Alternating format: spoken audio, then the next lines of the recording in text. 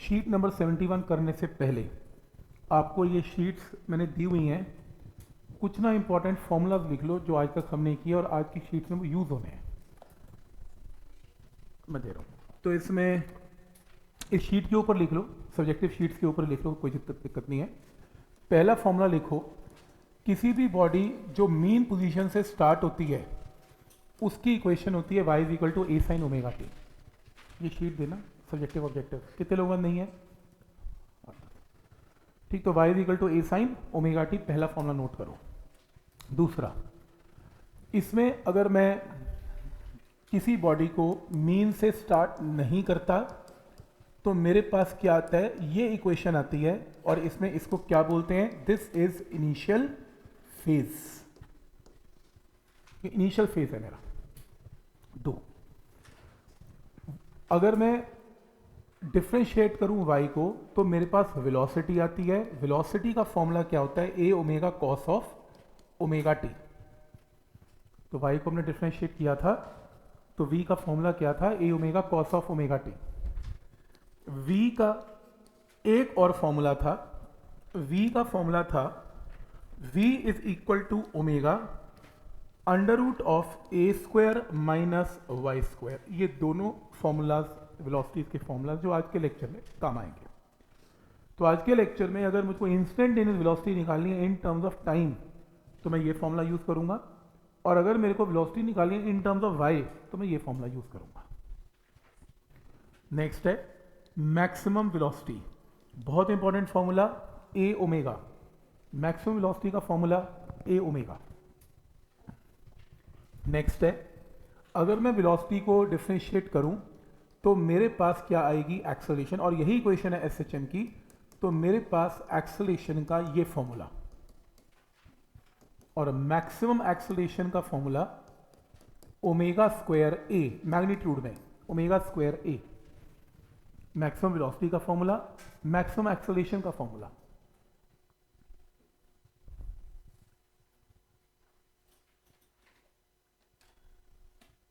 ठीक, अगर कोई भी पेंडुलम या कोई भी बॉडी अगर एसएचएम के अंदर है, ये बहुत इंपॉर्टेंट पॉइंट है, बहुत ही ज़्यादा इंपॉर्टेंट पॉइंट है। एक्सट्रीम पोजीशन पर वेलोसिटी क्या हो जाती है, जीरो, पर एक्सेलरेशन क्या हो जाती है, मैक्सिमम।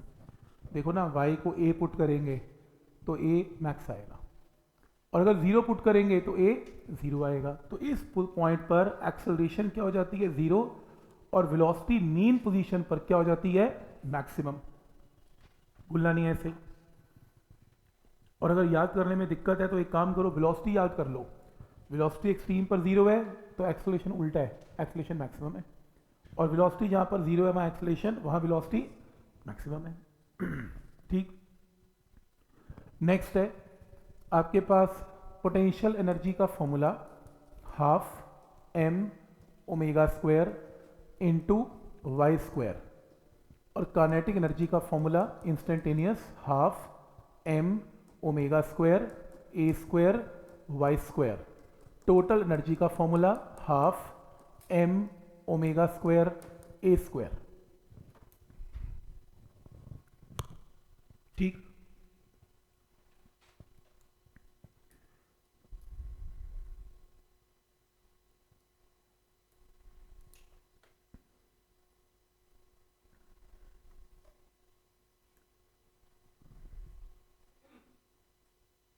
तो ये फॉर्मूलाज आ गए।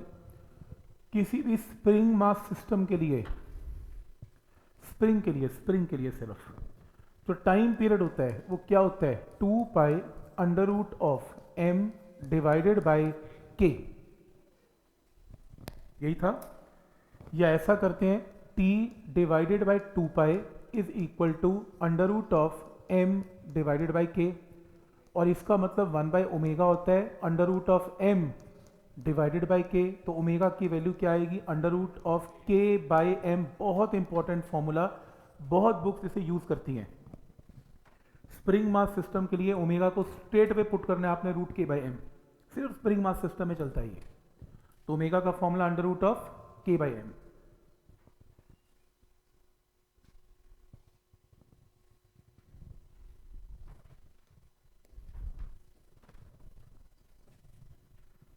ठीक। अब स्प्रिंग मास सिस्टम के लिए ही स्प्रिंग एंड मास सिस्टम के लिए ओमेगा का फॉर्मूला मैंने क्या लिखवाया, under root of k by m. तो ओमेगा की value is equal to root k by m. Spring mass system के लिए जो टोटल एनर्जी होती है, वैसे तो किसी भी एसएचएम के लिए total energy half m omega square a square होती है। तुम इस ओमेगा को उठा के यहां पे पुट कर दो, हाफ एम अंडर रूट की जगह क्या आएगा, k by m into a square. Mass से मास कैंसिल, तो आंसर क्या आएगा, हाफ के ए स्क्वायर। तो आपकी काफ़ी ज़्यादा बुक्स स्प्रिंग मास सिस्टम में मैक्सिमम या टोटल एनर्जी को हाफ के ए स्क्वायर पुट करती हैं। वैसे स्प्रिंग की एनर्जी क्या होती है, हाफ के वाई स्क्वायर। तो वाई को भी अगर ए मैक्स पुट कर दोगे तो भी तुम्हारा आंसर एग्जैक्टली क्या आएगा, सेम आएगा। क्या ये पॉइंट क्लियर है? तो काफ़ी बुक्स ये शॉर्टकट यूज करती हैं। ये सिमिलरली यही है, स्प्रिंग की एनर्जी हाफ की एक्स स्क्वायर होती है, और एक्स अगर तुम्हारा मैक्सिमम हो गया ए, तो स्प्रिंग एनर्जी भी मैक्सिमम हो गई। तो ये वही है, मतलब यहां से निकाल लो या स्प्रिंग के फॉर्मूले से निकाल लो, बात एक ही है। क्या ये स्टेप यहां तक क्लियर है? बस मेरे को लगता है कि ये फॉर्मूला मोर देन सफिशिएंट है। ऑलमोस्ट 95% फॉर्मूलाज इसके ऊपर तुम चाहे पीवाईक्यू स्टार्ट कर लो, तुम एनसीईआरटी स्टार्ट कर लो, बहुत है, इतना ही चाहिए बस। तो आज की पूरी शीट सिर्फ इसी के ऊपर बेस्ड है। तो करते हैं स्टार्ट। तो आपका पहला क्वेश्चन तो आपको लगाना आना चाहिए, शीट नंबर 71 का ये पहला क्वेश्चन है, चेक करें।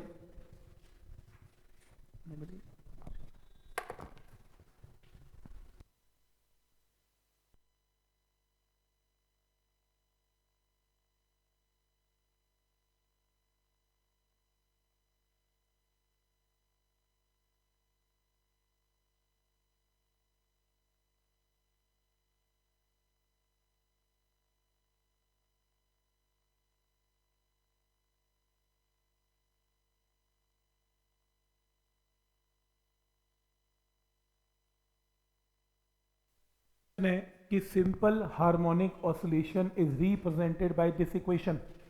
इस इक्वेशन में ये वन नहीं है, ये टाइम है, इसको करेक्शन करो, स्मॉल टी है ये, स्मॉल टी। अब क्वेश्चन क्या है, आपको क्या निकालना है, एम्पलीट्यूड ए निकालना है, एंगुलर फ्रीक्वेंसी ये क्या होती है, ओमेगा। नेक्स्ट फ्रीक्वेंसी निकालनी है, टाइम पीरियड निकालना है, इनिशियल फेज बताना है। एक काम करो, जो तुम्हें इक्वेशन आती है तुम पहले सिर्फ और सिर्फ वो लिख लो। तुम्हें क्या इक्वेशन आती है, तुम्हारी ये इक्वेशन तुम्हें गिवन है, ये तुम्हें इक्वेशन गिवन है। हमने इक्वेशन क्या की हुई है, अगर ये साइन है तो साइन की फॉर्म में लिख लो, अगर कॉस है तो कॉस की फॉर्म में लिख लो। तो a sine omega T plus five. अब कंपैरिजन शुरू करो। एम्पलीट्यूड इसका कोफिशिएंट एम्पलीट्यूड है, तो एम्पलीट्यूड कितना आ गया, 0.40 मीटर की सेंटीमीटर, ऊपर मेंशन्ड है मीटर लेना है, तो आंसर क्या आएगा, 0.40 मीटर। टाइम का कोफिशिएंट क्या होगा, ओमेगा, तो ओमेगा की वैल्यू कितनी है, 440 रेडियंस पर सेकेंड। ओमेगा आ गया, ओमेगा क्या होता, और फाई की वैल्यू कितनी आ गई, 0.61। यूनिट्स क्या होते हैं, रेडियंस। तुम इसमें ओमेगा को लिख सकते हो 2 पाई इंटू फ्रीक्वेंसी, तो यहां से फ्रीक्वेंसी की वैल्यू कितनी आ गई, 440 डिवाइडेड बाई 2 पाई। क्या स्टेप यहां तक क्लियर है? ये आपके पास फ्रीक्वेंसी की वैल्यू आ गई। नेक्स्ट तुमने क्या निकालना है, इसमें टाइम पीरियड। जो टाइम पीरियड है वो रेसिप्रोकल ऑफ फ्रीक्वेंसी है, तो फ्रीक्वेंसी का उल्टा करोगे तो क्या आएगा, टाइम पीरियड। सारी की सारी वैल्यू यहां से आ जाएगी। तो आपको क्या करना है, सिर्फ कंपैरिजन। ये एसएचएम का पहला न्यूमेरिकल है। तुम नीट और मेंस के पेपर पीवाईक्यू खोल के देख लो, कम से कम कह रहा हूं, कम से कम नहीं तो 10 न्यूमेरिकल आ रखे हैं इसके ऊपर, सेम वैल्यू भी चेंज है। हैरानगी होगी तुम्हें, मतलब बहुत स्कोरिंग चैप्टर है। जब कोई स्टूडेंट बोलता है ना कि मेंस की तैयारी या नीट की तैयारी कहाँ से करूँ, मैं तो एसएचएम भी पहले कर ले। देख बहुत सिंपल तरीके से क्वेश्चन आ रहे हैं 2024 और 23 ट्रेंड में, जो भी पिछले 2 साल से चल रहे हैं, सारे ऐसे नहीं है। तो हम तो कुछ जो बुरी किस्मत है उसके हिसाब से भी तैयारी करेंगे, जिसको बोलते हैं थोड़ा मुश्किल तैयारी भी करेंगे। आ जाए तो अच्छी बात है। तो ये जो एनसीईआरटी है, मैं बताने की कोशिश कर रहा हूँ कि एनसीईआरटी के अंदर से बहुत कुछ आता है, ऐसा नहीं कि नहीं आता। तो पीवाईक्यू खुद देख लेना, मतलब मेरे कहे पे तो क्या विश्वास करो, तुम पीवाईक्यू खुद करोगे तो पता लग जाएगा क्या आता है।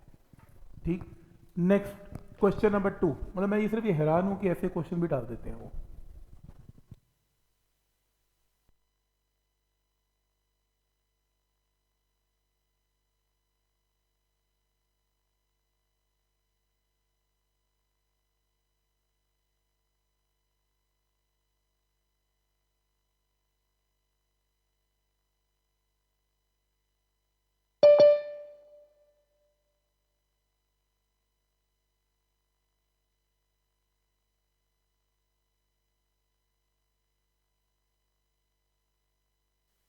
Periodic time of a body executing SHM is given. ये पीरियोडिक टाइम क्या होता है?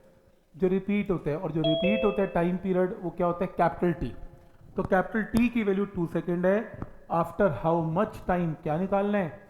छोटा टी। इंस्टेंटेनियस टाइम निकालना है, उसको छोटा टी बोलते हैं। छोटा टी निकालो।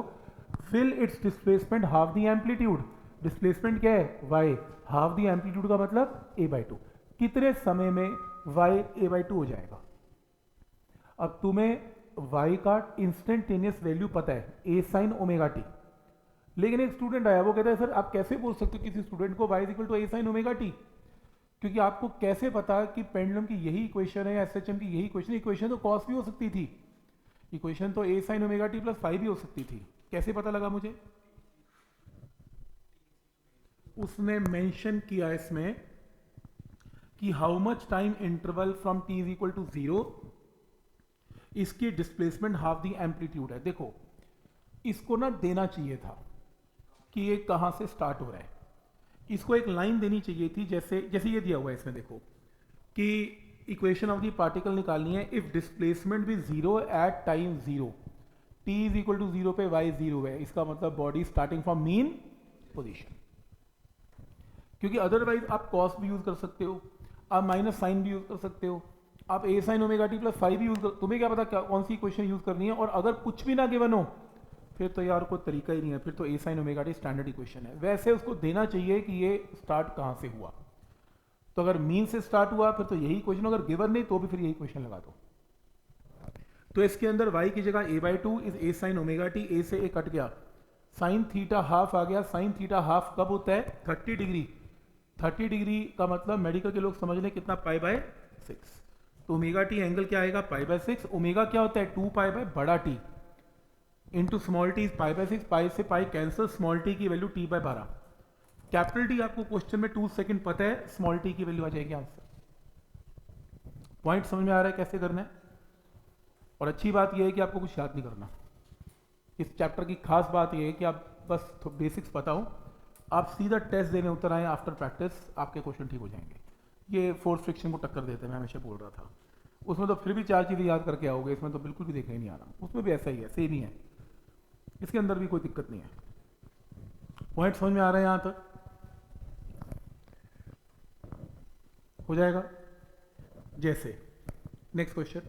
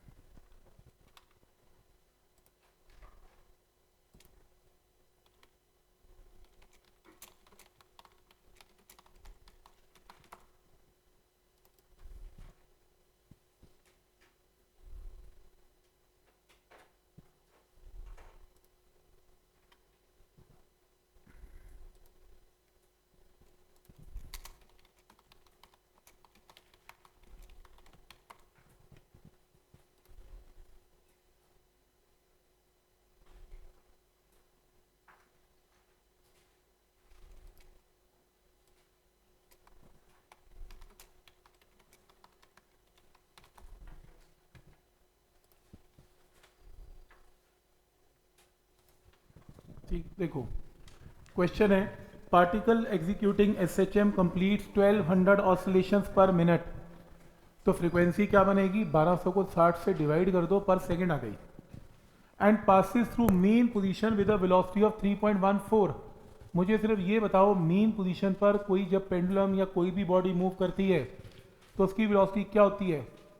मैक्सिमम। एक्सट्रीम पे 0, मीन पर मैक्सिमम। देखो वो सीधा भी दे सकता था कि मैक्सिमम वेलोसिटी 3.14 है ना, उसने कहा मीन पोजीशन में वेलोसिटी 3.14 है। ऑटोमेटिकली आपको समझना है ये कौन सी वेलोसिटी है? मैक्सिमम वेलोसिटी है। क्या निकालना है? Maximum displacement of the particle from mean position. Mean position से मैक्सिमम डिस्प्लेसमेंट को क्या बोलते हैं? Amplitude. Maximum displacement is known as amplitude. तो आपको क्या निकालना है? एम्पलीट्यूड। तो चलो पहले एक आंसर निकाल लें। तो मैक्सिमम वेलोसिटी 3.14 है। मैक्सिमम वेलोसिटी क्या होती है? A omega. ओमेगा क्या होता है? 2 पाई इंटू फ्रीक्वेंसी। फ्रीक्वेंसी आपको पता है 20। सॉल्व करके क्या आ गया? एम्पलीट्यूड। एक आंसर आ गया एम्पलीट्यूड का। तो यहां से ए की वैल्यू आ गई वो मीन पोजीशन पे कह रहा है वेलोसिटी 3.14 है, और मैंने आज फॉर्मूला अभी लिस्ट में बता दिया था, मीन के ऊपर वेलोसिटी मैक्स होती है, ऑटोमेटिकली मैक्स लेनी है। फिर वो क्या कह रहे हैं, obtain displacement equation of the particle, particle की डिस्प्लेसमेंट की इक्वेशन बताओ क्या बनेगी। अब मैं ये सोच रहा हूँ कि डिस्प्लेसमेंट की इक्वेशन तो कई हो सकती हैं, y is equal to A sine omega T, Y is equal to A sine omega T plus five, Y is equal to A cos omega T, Y is equal to minus A cos, कौन सी लगाऊं। उसने क्या बोला, particle at time T is equal to zero, Y is equal to zero, यानी कि कहां से चल रहा है, फ्रॉम मीन पोजीशन, और अगर मीन से स्टार्ट होता है तो इक्वेशन क्या यूज करेंगे, y is equal to A sine omega t. A की वैल्यू आपको 0.025 पता है, ओमेगा क्या है, ओमेगा इज इक्वल टू कितना, यहां से निकाल लेना 2 पाई इंटू फ्रीक्वेंसी और टाइम टी, यहां से this is equation of SHM. तो इंस्टेंटेनियस इक्वेशन लिखनी है एसएचएम की, और ये इक्वेशन है इंस्टेंटेनियस एक्चुअली डिस्प्लेसमेंट की इक्वेशन है।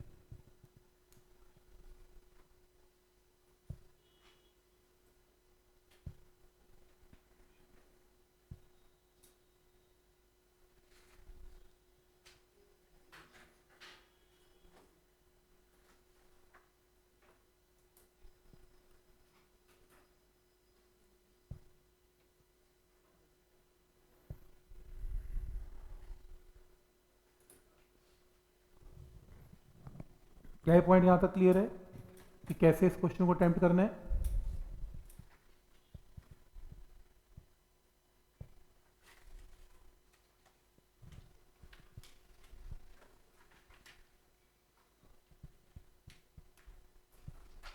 नेक्स्ट ट्राई करें।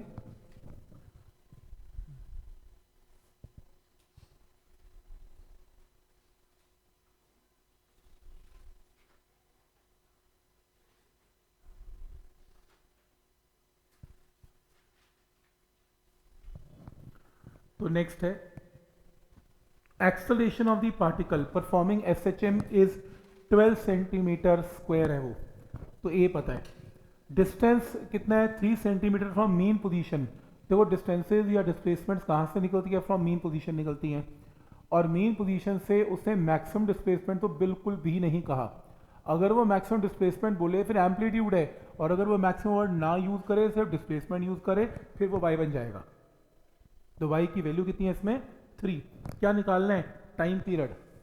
एक्सेलरेशन का और डिस्प्लेसमेंट का एसएचएम की इक्वेशन पता है, a is equal to omega square Y, minus sine का मैग्नीट्यूड मैंने ले लिया इसका, क्रॉस मल्टीप्लाई करके omega square is equal to A by Y, omega under root of A by Y, omega 2 pi by T होता है। तो यहां से ये वैल्यू आ गई। आपको इस क्वेश्चन के अंदर एक्सेलरेशन कितनी गिवन है, 12, ये उल्टा पुट कर दिया, ये 12 है और ये 3 है, करेक्शन है, 12 है और 3 है, यहां से क्रॉस मल्टीप्लाई करके टाइम पीरियड निकाल लेना आंसर।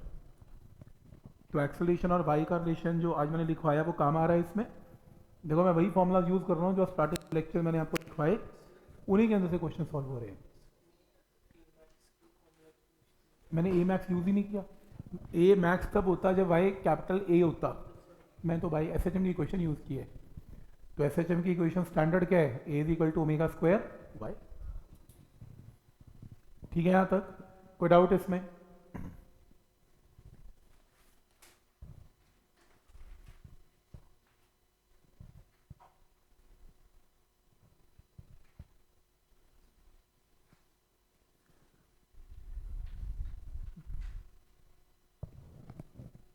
ठीक हो जाएगा। Next, in a pendulum amplitude is given, amplitude का सिंबल क्या है, कैपिटल ए, तो कैपिटल ए की value they the. Time period is given, क्या गिवन है, कैपिटल टी गिवन है। मैक्सिमम वेलोसिटी निकालो, मैक्सिमम वेलोसिटी का फॉर्मूला मैंने क्या लिखवाया था, ए ओमेगा, चेक कर लो। तो ए ओमेगा में ए पता है, ओमेगा क्या होता है, 2 पाई बाय कैपिटल टी, तो कैपिटल टी तुम्हें पता है, यहां से वैल्यू पुट करके आंसर निकाल लेना।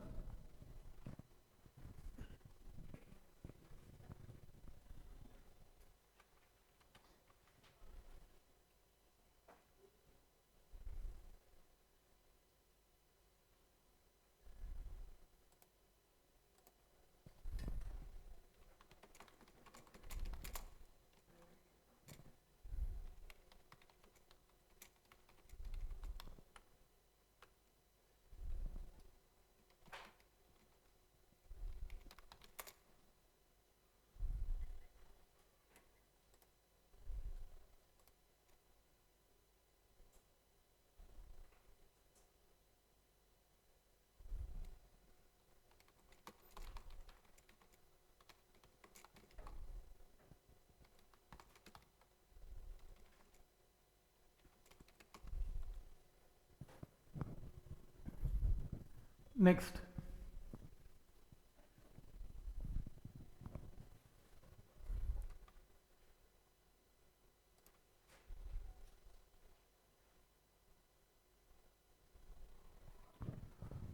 इन what time after motion begins, क्या निकालना है? कैपिटल टी नहीं, कैपिटल टी तो टाइम पीरियड होता है, स्मॉल टी। स्मॉल टी निकालना है with the particle oscillating according to the equation. ये इक्वेशन गिवन है, from mean position to maximum displacement. Mean position से मैक्सिमम डिस्प्लेसमेंट को क्या बोलते हैं? एम्पलीट्यूड। तो y इज इक्वल टू कितना? एम्पलीट्यूड। और अगर आप इस इक्वेशन के नीचे अपनी इक्वेशन लिखें या इस इक्वेशन को देखें, इस इक्वेशन में साइन का जो कोफिशिएंट होता है वो हमेशा क्या होता है? एम्पलीट्यूड। तो ये क्या है? इसका एम्पलीट्यूड। और वो भी ये क्या कह रहा है? स्मॉल टी निकालो जब y किसके इक्वल है? एम्पलीट्यूड। और एम्पलीट्यूड कितना है इसमें? 7। तो मैंने y को क्या पुट कर दिया? 7। उसने बोला y must be equal to maximum displacement, और मैक्सिमम डिस्प्लेसमेंट क्या है? एम्पलीट्यूड। तो यहाँ से ये 1 आ गया। साइन थीटा 1 कब होता है? 90 डिग्री। और मैथ्स में 90 डिग्री का मतलब पाई/2। पाई से पाई कैंसल, टाइम की वैल्यू आ गया आंसर। हाँ, अब हम एक काम कर सकते हैं, हमें शॉर्टकट है। सही बोल रहे हो। शॉर्टकट ये है क्योंकि उसने टाइम क्या पूछा?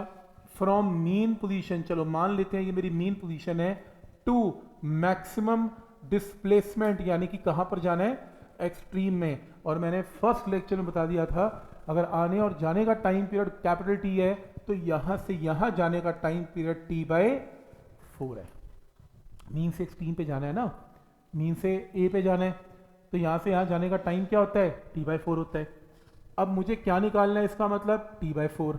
अब टाइम पीरियड होता क्या है? तो मैं यहां से कंपेयर करके ना ओमेगा पता लग जाएगा। ये इसका मतलब क्या टर्म है? ये ओमेगा टी है, ओमेगा।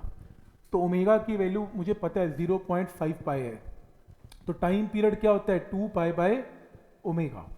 तो यहाँ पे पुट कर दो 2 पाई, ओमेगा की जगह 0.5 इंटू पाई इंटू 4, सॉल्व कर लो। ये आंसर है, जैसे मर्जी निकाल लो। लंबा तरीका ये भी ठीक है, छोटा तरीका पर तो अगर सोच सकते हो तो उससे बढ़िया कोई नहीं है। t/4 लगा दो, आंसर आएगा। पर वो हर जगह नहीं चलेगा। वहाँ पे तो चलो एक्सट्रीम पे पहुँच गए, चल गया। अगर कुछ y कुछ और अजीब दे देगा तो आप ओरली नहीं कर पाओगे। इक्वेशन तो यूज़ करनी आनी चाहिए। फिर भी कल को y a/√3 दे दे फिर, तो आप तो a/√3 डायग्राम से कर ही नहीं पाओगे। तो फिर आपको यहीं भी पुट करना पड़ेगा y इक्वल टू a/√3। तो समझ में आ रहा है यहाँ तक कि कैसे इक्वेशन को यूज़ करना है? ठीक है यहाँ तक?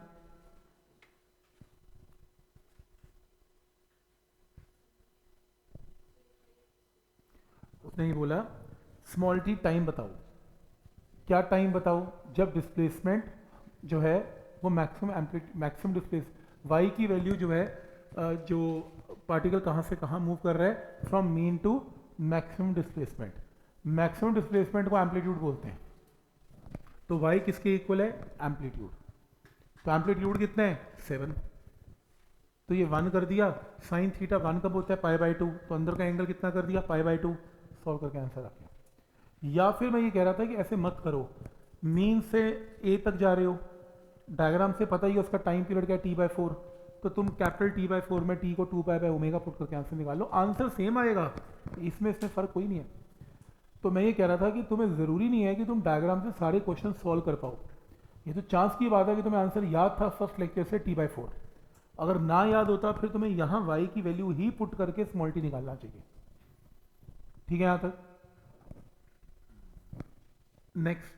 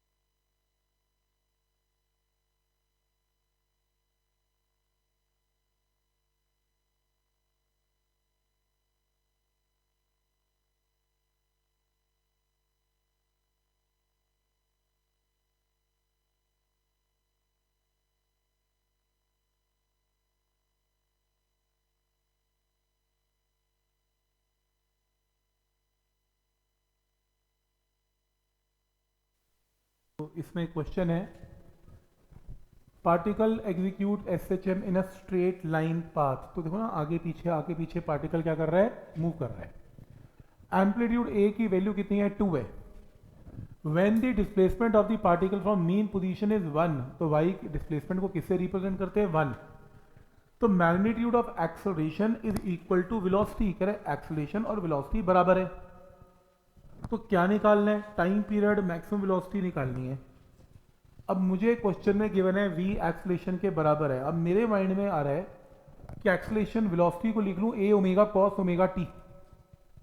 मैं लिख सकता हूं v को लिख सकता हूं a omega cos of omega T, और a को लिख सकता हूं a साइन ओमेगा टी, जैसे वो साइन और कॉस में। उससे मुझे मिलेगा नहीं। क्यों नहीं कुछ मिलेगा, क्योंकि उसमें मैं साइन कॉस में फंस जाऊंगा और टाइम की वैल्यू भी मेरे को मालूम नहीं है। मैंने फॉर्मूला ही चेंज कर दिया। मैंने वेलोसिटी का ये फॉर्मूला लगा लिया omega into under root of A square minus Y square, और मैंने एक्सेलरेशन का फॉर्मूला लगा लिया मैग्नीट्यूड में ओमेगा स्क्वायर वाई। दोनों फॉर्मूलाज मुझे आते थे वाई की टर्म में। मैंने दोनों को इक्वेट कर लिया, मैंने दोनों को स्क्वेयरिंग कर लिया। स्क्वेयरिंग करके जब देखा कि एम्पलीट्यूड की वैल्यू मेरे को इस क्वेश्चन में गिवन है 2, सबसे ऊपर देखो एम्पलीट्यूड 2, और y की वैल्यू भी गिवन है कितनी, 1। तो a की जगह 2, y की जगह 1, y की जगह 1, सॉल्व करके क्या आएगा, ओमेगा। ओमेगा क्या होता है, 2 पाई बाय टी। तो सॉल्व करके क्या आएगा, टाइम पीरियड। तो पॉइंट सबको समझ में आ रहा है कि क्या लॉजिक है इसमें। v और a को इक्वेट कर दो, आंसर आएगा।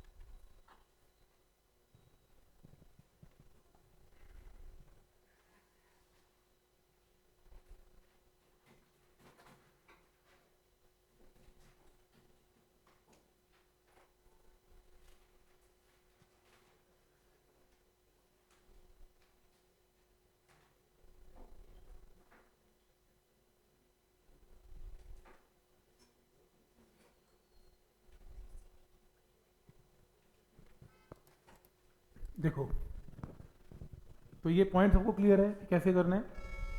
नेक्स्ट, बहुत इंपॉर्टेंट ये और अगला प्रॉब्लम तो बहुत ही इंपॉर्टेंट है, बहुत बार रिपीटेड क्वेश्चन है एनसीईआरटी से लेके मेन और नीट में बहुत बार आता है ये। और आप पीवाईक्यू के अंदर भी देखेंगे, आप स्कूल के पेपर में भी देखेंगे, आप एनसीईआरटी किताब में भी देखेंगे, ये दोनों क्वेश्चन बड़े इंपॉर्टेंट है।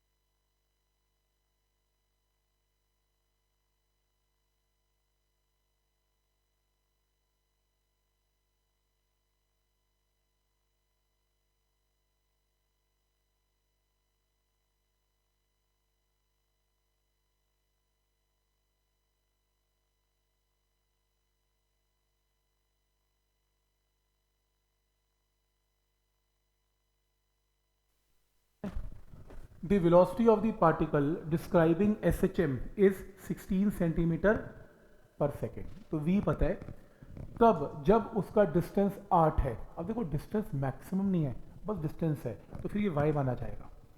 तो जब वेलोसिटी की वैल्यू 16 है तो डिस्टेंस 8 है, और जब वेलोसिटी 8 है तो डिस्टेंस 12 है। दो केस गिवन है और सेम बॉडी। क्या निकालना है आपको, एम्पलीट्यूड। अब v का और y का रिलेशन तो एक ही आता है आपको, क्या, v is equal to omega into under root of A square minus Y square. तुम केस नंबर 1 बनाओ, वेलोसिटी 16 है और डिस्प्लेसमेंट 8 है। तुम केस नंबर 2 बनाओ, वेलोसिटी 8 है जब डिस्प्लेसमेंट कितनी है, 12। दो केस बन गए। तुम इन दोनों को डिवाइड कर लो, डिवाइड करने से ओमेगा कैंसल, स्क्वायरिंग करके निकाल लेना, ए की वैल्यू आ जाएगी।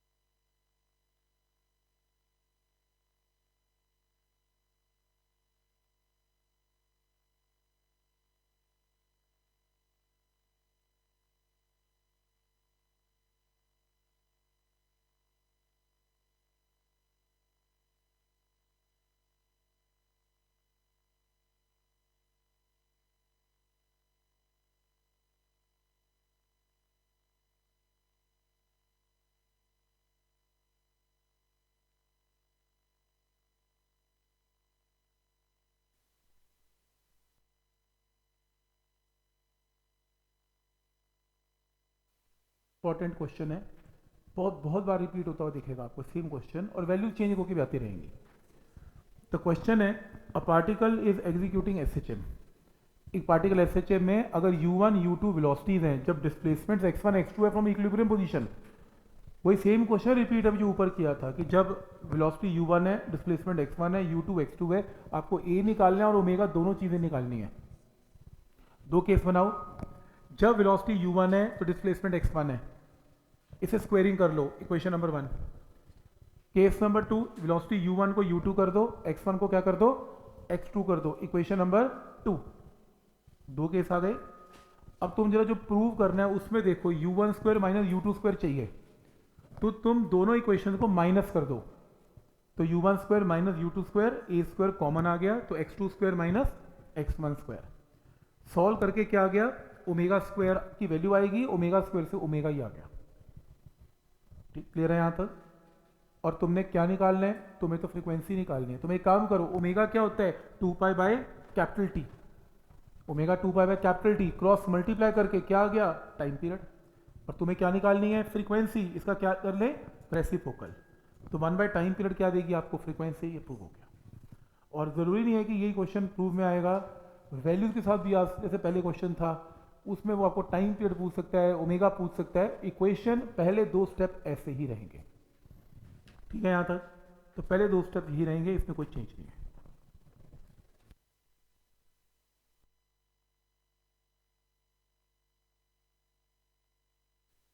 u1 है तो x1, u2 तो x2। तो मेरे पास और कोई फॉर्मूला तो है ही नहीं, तो वेलोसिटी का मेरे पास यही फॉर्मूला तो है। तो मैंने u1 पुट किया, x1 पुट किया, स्क्वायरिंग कर दिया, u2 पुट किया, x2 पुट किया, एक और इक्वेशन आ गया और दोनों को माइनस कर लिया। मुझे कैसे पता लगेगा माइनस, क्योंकि प्रूफ में चाहिए u1 square minus u2 square. तो माइनस करके अपने आप ओमेगा आएगा, omega 2 pi by capital T से कैपिटल टी की वैल्यू आएगी और उसका रेसिप्रोकल आपको फ्रीक्वेंसी की वैल्यू देगा।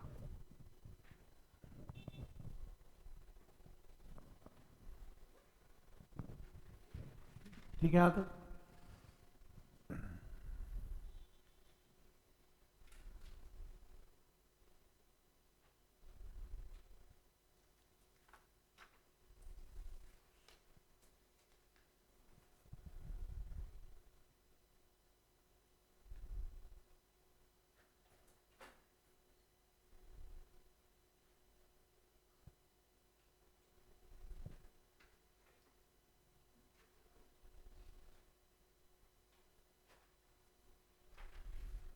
ठीक है यहां तक क्लियर है? कैसे करना हो जाएगा प्रूफ?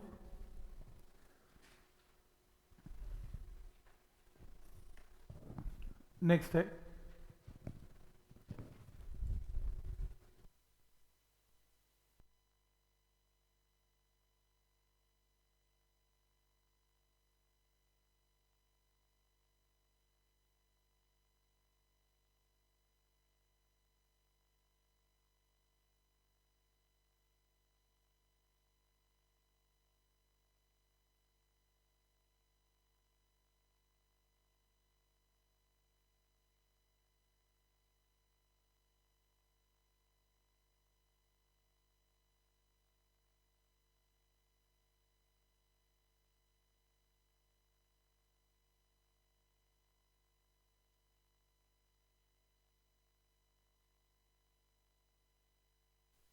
क्वेश्चन है, पार्टिकल SHM में टाइम पीरियड की वैल्यू 4 सेकेंड है और एम्पलीट्यूड कितना है 2 सेंटीमीटर है।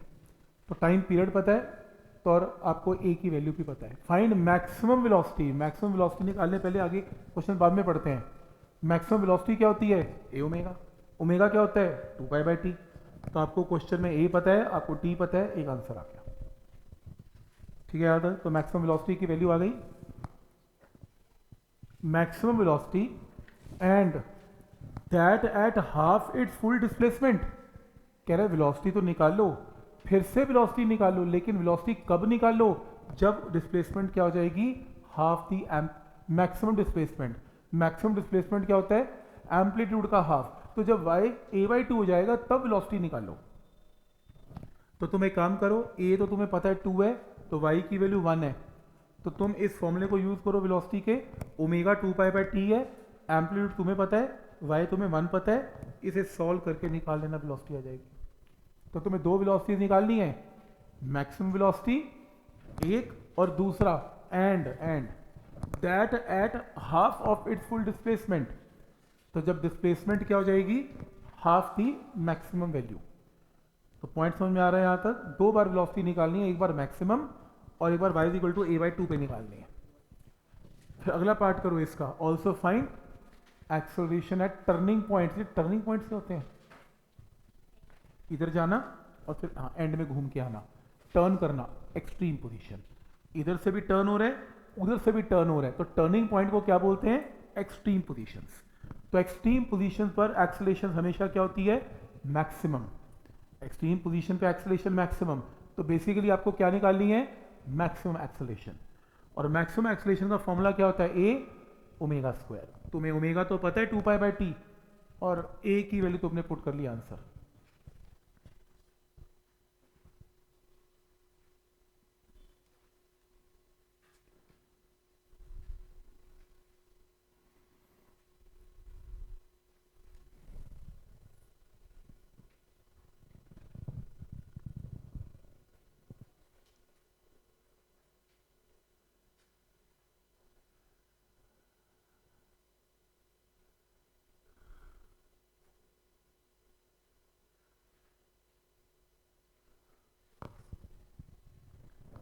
ठीक, यहां तक क्लियर है?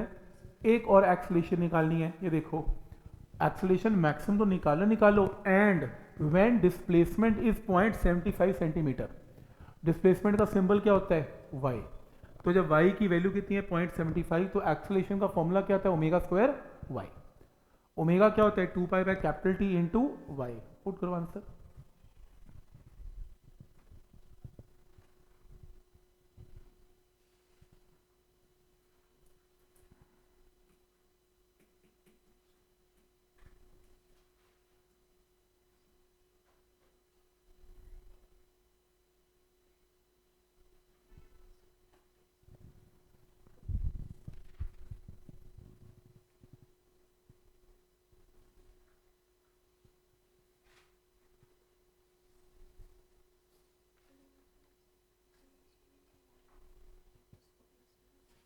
ठीक, यहां तक क्लियर है? कोई डाउट इसमें? नेक्स्ट है, show that if particle is moving in SHM, its velocity at a distance of √3/2 of its amplitude. ये क्या गिवन है? डिस्प्लेसमेंट। तो जब डिस्प्लेसमेंट √3/2 ऑफ एम्पलीट्यूड है, तो इसकी वेलोसिटी प्रूव करो हाफ ऑफ मैक्सिमम वेलोसिटी है। चलो तुम एक काम करो, तुम y = √3a/2 पे मुझे वेलोसिटी बता दो क्या है। उसके लिए तुम वेलोसिटी का फॉर्मूला यूज करोगे, ये वाला। तुम y की जगह √3/2a पुट करोगे, इसका होल स्क्वायर पुट करोगे, इसको सिंप्लीफाई करोगे, सिंप्लीफाई करके आंसर a ω/2 आएगा। a ओमेगा क्या होता है? Maximum velocity. और हमें प्रूव भी यही करना है कि इस डिस्प्लेसमेंट पे जो वेलोसिटी है वो half of maximum velocity. Answer. तो पॉइंट समझ में आ रहा है यहाँ तक कि कैसे करना है इसमें? तो इस केस में जो वेलोसिटी है वो हाफ ऑफ मैक्सिमम वेलोसिटी। कुछ ना करो, y तो तुम्हें दे ही रहा है ना, तो तुम y की वैल्यू को यूज करके जस्ट वेलोसिटी निकाल लो। जो भी v की वैल्यू आएगी वहां से मैक्सिमम वेलोसिटी का रिलेशन निकालो, हाफ ही आएगा इसमें। ठीक है?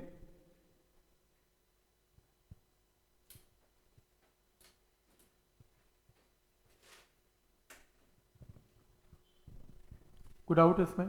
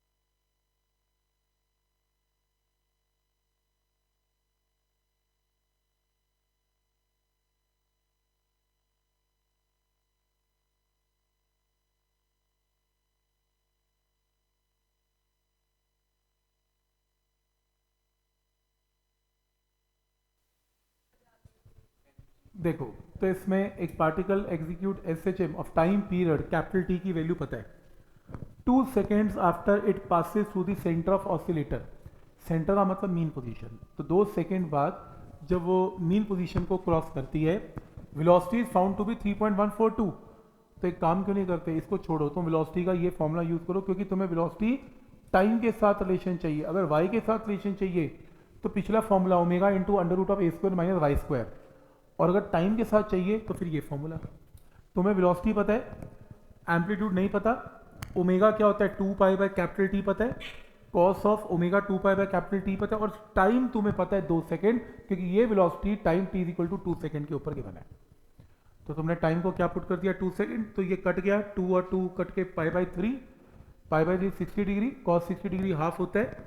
सॉल्व करके सबसे पहले क्या निकालो, एम्पलीट्यूड निकालो। लेकिन उसने क्या पूछा, उसने पूछा लेंथ ऑफ द पाथ निकालो। कोई एसएचएम, जब कोई भी एसएचएम है, जब वो यहां से यहां जाएगी ऐसे, ये उसकी ये पाथ है, ये रास्ता ट्रेवल कर रही है, तो ये मीन से लेके एक्सट्रीम का डिस्टेंस क्या होता है ए, और इस एक्सट्रीम का डिस्टेंस भी क्या है ए। लेंथ का मतलब डिस्टेंस, तो डिस्टेंस क्या बना 2a। तो जब भी पेपर में आएगा लेंथ निकालो पाथ की, ए मत निकालना 2a निकालना, क्योंकि मेन पोजीशन से राइट भी है, मेन पोजीशन लेफ्ट भी जाना होता है। टोटल लेंथ क्या बन जाती है 2a। तो तुम एम्पलीट्यूड निकाल चुके हो, तुम्हें डबल करके आना है, तो आंसर सही माना जाएगा। ठीक,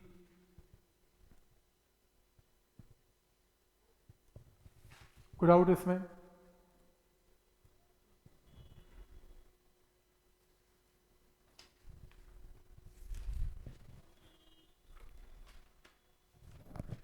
नेक्स्ट है block lying on horizontal table execute SHM. कितना हुआ होगा वैसे ये?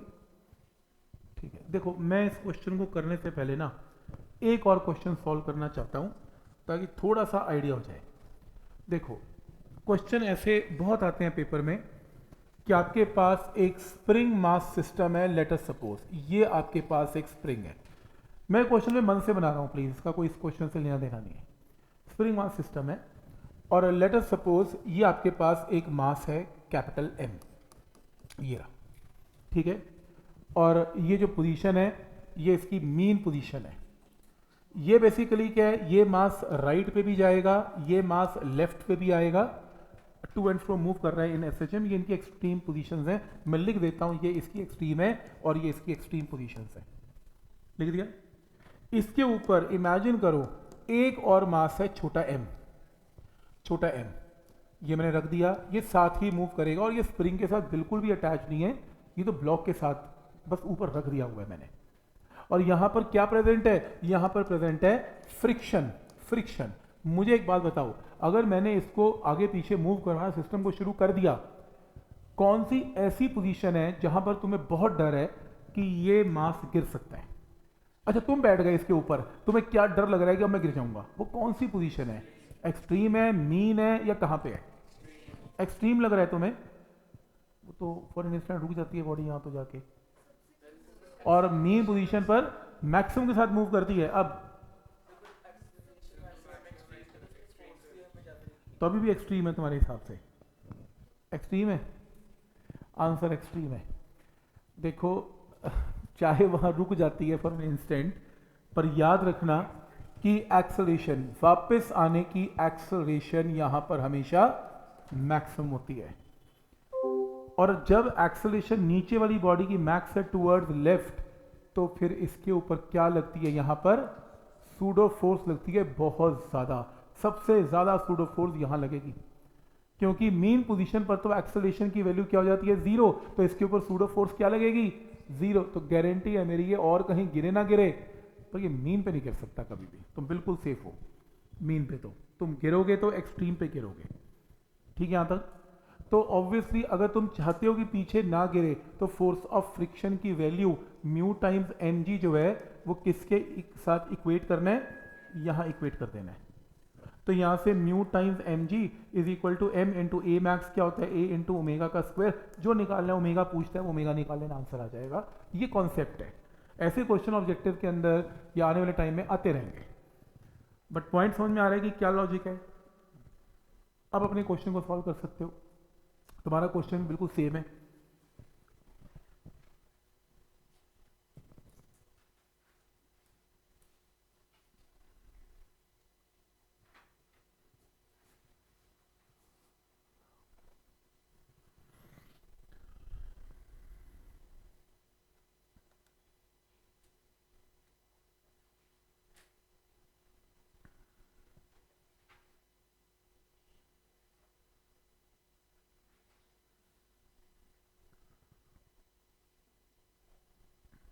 ठीक है, तो ये देखो, तो इसके अंदर जो तुम्हारा क्वेश्चन है उसमें ना स्प्रिंग मास सिस्टम नहीं है, उसमें सिर्फ वो कह रहे हैं मास मूव कर रहा है, स्लिप कर रहा है टेबल के ऊपर लेफ्ट एंड राइट। तो आपको इस क्वेश्चन में ये गिवन है कि एक टेबल के ऊपर ब्लॉक मूव कर रहा है लेफ्ट एंड राइट, और वो उसे डर है कि कहीं ये स्लिप ना हो जाए। अब स्लिप होने के लिए वही सेम चीज स्लिप कहाँ हो सकता है? एक्सट्रीम पे, क्योंकि एक्सट्रीम पे ये वापस आने की कोशिश करेगा ए मैक्स, तो सूडो फोर्स कहाँ लगेगी? ए मैक्स, इस तरफ। और मेरे को लगता है ये स्लिप भी नहीं कर रहा है एक्चुअल में, तो किसी सिस्टम के ऊपर पड़ा होगा, तभी इसके ऊपर क्या लग रही है? Pseudo force. में लग भी नहीं पाएगी। ठीक है, तो ये इसने मेंशन नहीं किया, इसने उसने कहा block lying on horizontal table execute SHM horizontally. ये शीट पे नहीं है? अच्छा, तो यहीं से कर लो, मेरी शीट पे होगा। ठीक है, चलो मेरी शीट में, आपकी शीट में नहीं है। ठीक है, तो चलो मैंने आपको कॉन्सेप्ट बता दिया कि कैसे यूज़ कर रहे हैं। तो रूल वही है कि अगर किसी के ऊपर पड़ा हुआ है तो ऑब्वियसली क्या सिखाया था? M into A is equal to force of friction. Solve करके जो निकालना है निकाल लेना। ओमेगा 2 पाई/टी है, जैसे एम्पलीट्यूड की वैल्यू निकालनी होगी एम्पलीट्यूड निकाल लेना। मतलब मेन इक्वेशन ये है जो आपने यूज़ करनी है। वैसे वो वाला क्वेश्चन ज़्यादा बेटर है, क्योंकि उसमें ना सूडो फोर्स लगती है कि एक ब्लॉक एक्सेलरेट कर रहा है, दूसरे के ऊपर सूडो फोर्स है, एक ब्लॉक खुद के ऊपर कैसे लगाएगा? शायद तभी मैंने ये हटा दिया होगा शीट में से।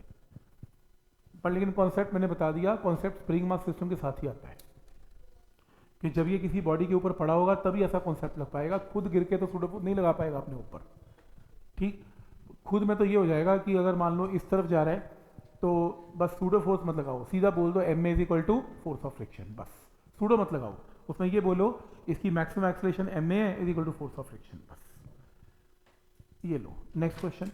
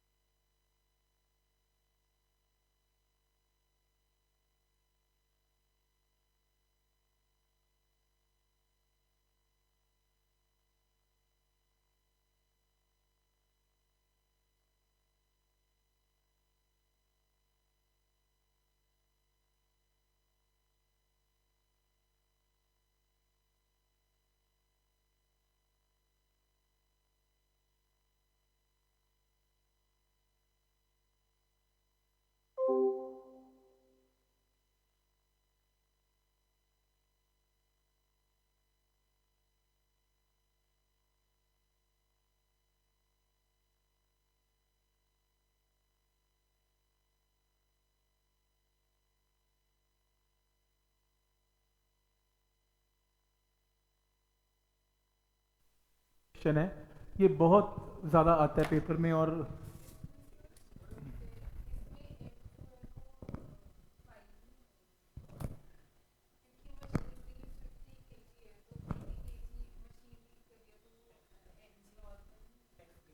न्यूटन में होता है वो, 50 केजी है तो फिर वो 50 केजी मास ही है, एम ही है वो।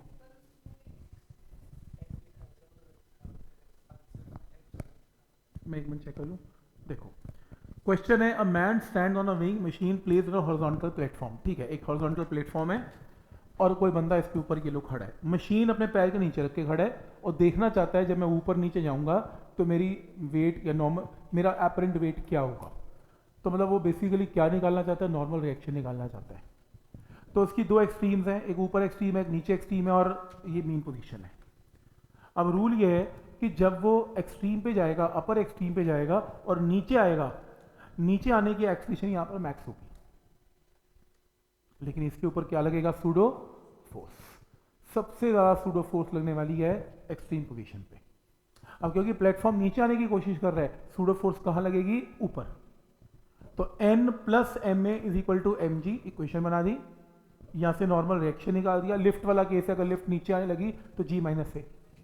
तो मैक्सिमम एक्सलेशन क्या होगी, ए ओमेगा का स्क्वायर। ओमेगा क्या होता है, 2 पाई इंटू फ्रीक्वेंसी। तो ओमेगा की जगह मैंने आपको इस क्वेश्चन में क्या गिवन है, 2 वाइब्रेशंस पर सेकेंड, ये फ्रीक्वेंसी है। तो ओमेगा क्या होगा, 2 पाई इंटू फ्रीक्वेंसी यानी कि 4 पाई। तो मैंने ठीक पुट किया 4 पाई। एक अभी खत्म नहीं हुआ, ये देखो। अब बॉटम मोस्ट पॉइंट पे भी एक्सलेशन मैक्स है, लेकिन कहाँ पर है, ऊपर मैक्स है। तो सूडो फोर्स नीचे लगेगी, नीचे लगेगी तो नया नॉर्मल रिएक्शन क्या होगा, m g plus M a. Plus M a कम नहीं होगा, ज़्यादा होगा, प्लस हो गया। क्यों, क्योंकि ये प्लेटफॉर्म ऊपर जा रहा है। दो केसेस है ना, हाँ, तो इस केस में दो केस बनेंगे, ऊपर अलग बनेगा, नीचे अलग। हम क्योंकि मीन तक पढ़ते हैं लिफ्ट में, हम कहते हैं ऊपर से नीचे आई, नीचे से ऊपर गई, बस। हम ये नहीं पढ़ते कि अब ऊपर से नीचे, नीचे से ऊपर, दोनों के इकट्ठे नहीं पढ़ते। इसमें दोनों केस हैं, तो अब यहाँ पर वैल्यू पुट करोगे तो आंसर आएगा। ठीक, तो जब भी आप उसमें जो नॉर्मल रिएक्शन आपका नॉर्मल कब आएगा, जब आप कहाँ पर होंगे, मीन पे। मीन पे एक्सलेशन क्या होती है, 0, तो सूडो फोर्स 0, तो नॉर्मल रिएक्शन एम जी। अगर आप किसी मेले में जाएं, वो कोलंबस, वो जो शिप सा घूम रहा होता है, बड़े बड़े वो जो ऑसिलेट कर रहा होता है, किसी को डर लग रहा हो, उसको कहाँ बिठाते हैं, कोने मत बैठ जाइए, वो पूरा बीच में बैठ जा, तेरा नॉर्मल रिएक्शन खराब नहीं होगा, N equal to M G, वो खुश रहेगा। सबसे डेंजर पोजीशन कौन सी है, एक्सट्रीम। और वो भी कब, जब वो नीचे आता है। जब ऊपर जा रहा है फिर नहीं डर लगता, नीचे आने में डर लगता है। क्यों, वेटलेसनेस की कंडीशन हो जाती है। ऊपर आते हुए तो वेट से ज़्यादा ही वेट है, फिर तो पैर चिपके हुए हैं, दिक्कत क्या है, फिर तो मशीन पे ज़्यादा पैर लगा रहे हो, तभी तो नॉर्मल रिएक्शन ज़्यादा आ रहा है। तो नीचे उतरने में दिक्कत है, ऊपर में दिक्कत नहीं है। तो बस ठीक है, जिसको डर लगता है वो मीन पे जाके बैठ जाए एसएचएम में, उसको कुछ ना होने वाला। ठीक, पॉइंट समझ में आ रहा है यहाँ तक। नेक्स्ट आपकी असाइनमेंट में क्वेश्चन है, मेरे में नहीं है, मैं यहाँ नोट कर रहा हूँ। यहाँ पे क्वेश्चन है, आपको ये बताना है कि कुछ फंक्शंस आपको गिवन है। जैसे पहला फंक्शन है sign omega T and cos omega T. पहला क्वेश्चन, क्या ये पीरियोडिक है, बिल्कुल, कॉस साइन देखते ही पीरियोडिक तो है ही है, तो ये पीरियोडिक है। ठीक, तो इसके अंदर ये पीरियोडिक है। उसने ये भी पूछा क्या ये एसएचएम है, क्या एसएचएम में है।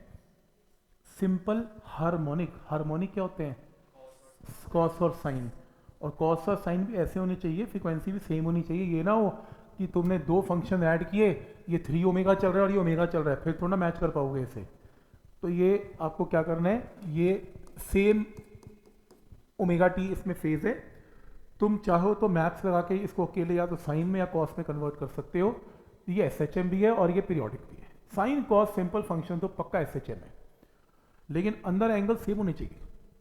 लेकिन जैसे क्वेश्चन चेंज हुआ, साइन ऑफ पाई टी कर दिया और प्लस 2 इंटू कॉस ऑफ कितना कर दिया, 2 पाई टी कर दिया, प्लस 3 इंटू साइन ऑफ 3 पाई। अब गड़बड़ हो गई। गड़बड़ कैसे हो गई, क्या सिर्फ ये फंक्शन पीरियोडिक, देखो ये तीनों पीरियोडिक है, पूरा सिस्टम पीरियोडिक है, साइन कॉस देखते पीरियोडिक तो है ही है, लेकिन क्या ये फंक्शन एसएचएम में?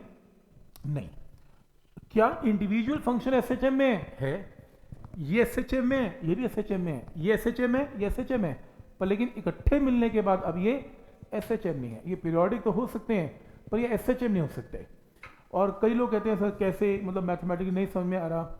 एक शॉर्टकट तो ये है कि अगर एंगल चेंज हो रहे हैं तो मत एसएचएम बोलना, पीरियोडिक बोल देना। फिर लेकिन कोई कहता है सर एंगल से फर्क क्या पड़ता है? क्या फर्क पड़ा अगर एंगल ले भी लिया तो? देखो एसएचएम की इक्वेशन है a is equal to minus omega square y. तुम्हें क्या करना है, एक्चुअल में रूल तो ये है कि तुम पहले इसे y मानो, इसे डिफरेंशिएट करो v निकालो, इसे डिफरेंशिएट करो a निकालो, और अगर तुम प्रूव कर पा रहे हो a is minus omega square Y तो बोल देना एसएचएम है। रूल तो ये है, कौन इसको डिफरेंशिएट करेगा? तो हमने शॉर्टकट लगा रखे हैं कि जब तुम डिफरेंशिएट करोगे, डिफरेंशिएट करते हुए ये कांस्टेंट भी बाहर आ जाएंगे, जिससे तुम इस इक्वेशन को प्रूव नहीं कर पाओगे। प्रूव सिर्फ तभी कर पाओगे जब अंदर के एंगल भी एग्जैक्टली सेम है तो ही हो पाएगा, नहीं तो हो नहीं पाएगा। इसलिए अंदर के एंगल अगर सेम है तो एसएचएम बोल देना, नहीं तो पीरियोडिक बोल देना, एसएचएम मत बोलना। जैसे अगला है cos of 2 omega T plus pi by 3, कुछ इस फॉर्म में क्वेश्चन गिवन है, सिर्फ अकेला कॉस फंक्शन है, कोई प्रॉब्लम नहीं है, अकेला कॉस है, फिर कोई दिक्कत नहीं, फिर पीरियोडिक भी है और एसएचएम भी है, बात ही खत्म हो गई, तो एसएचएम में है। लेकिन जो अगला फंक्शन है साइन ऑफ 2 ओमेगा टी, अब एक प्रॉब्लम है 2 ओमेगा टी की। क्या प्रॉब्लम है? इसको ब्रेक करके कैसे लिखोगे? इसको अगर आप y मान लो ना, आप प्रूव नहीं कर पाओगे ये वाली equation a is minus omega square Y. तुम 2 बार डिफरेंशिएट करके देख लो, तुमसे प्रूव ना होगा ये। तो इस केस में ये एसएचएम नहीं होने वाला, इसको लिखा जाएगा 2 sine T cos T, maths का फॉर्मूला है। इसको जब ओपन करेंगे तो साइन ऑफ क्या आएगा? ओमेगा टी, और कॉस ऑफ क्या आएगा? Omega T. अब करो, अब तुम इसको y मान के जब डिफरेंशिएट करोगे तो sine 2 theta, 2 sine theta cos theta, ठीक लिखा?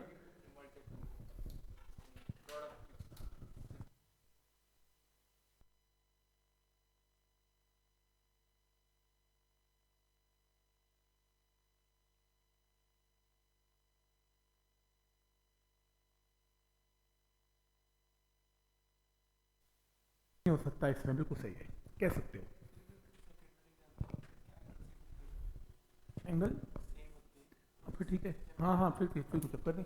एक्चुअली प्रॉब्लम वो नहीं है, तुम ये ना देखो कि मेरे को दिख रहा है एसएचएम, मुझे तो दिख नहीं रहा, मेरे को भी नहीं दिख रहा, मैं तो शॉर्टकट याद कर रखे हैं कि अगर ये एंगल चेंज हो गया तो एसएचएम मत बोलना। अदरवाइज मेथड थोड़ी ना, ये मेथड तो ये है 2 बार डिफरेंशिएट करके अगर प्रूव कर पाओ तो एसएचएम, नहीं तो एसएचएम नहीं है। अदरवाइज तो टेक्निकली तो ये तरीका है, वो तो मैंने प्रैक्टिस कर करके याद कर रखा है। अच्छा ये एसएचएम है कि नहीं। तुम अगर कोई नया क्वेश्चन दोगे जो इनमें से नहीं होगा, मेरे पास कोई तरीका नहीं, फिर तो या तो मैंने देख रखा होगा तो ठीक है, नहीं तो फिर मैं 2 बार डिफरेंशिएट करके ही चेक करके बता पाऊंगा कि ये एसएचएम है कि नहीं। तो पॉइंट समझ में आ रहा है यहाँ तक? अब जैसे लास्ट है cos of omega T and 2 sine of 2 omega T, दूर दूर तक भी नहीं है एसएचएम, प्रूव भी नहीं कर पाओगे इसके साथ ये इक्वेशन। तो ये पीरियोडिक तो है पर ये एसएचएम नहीं है।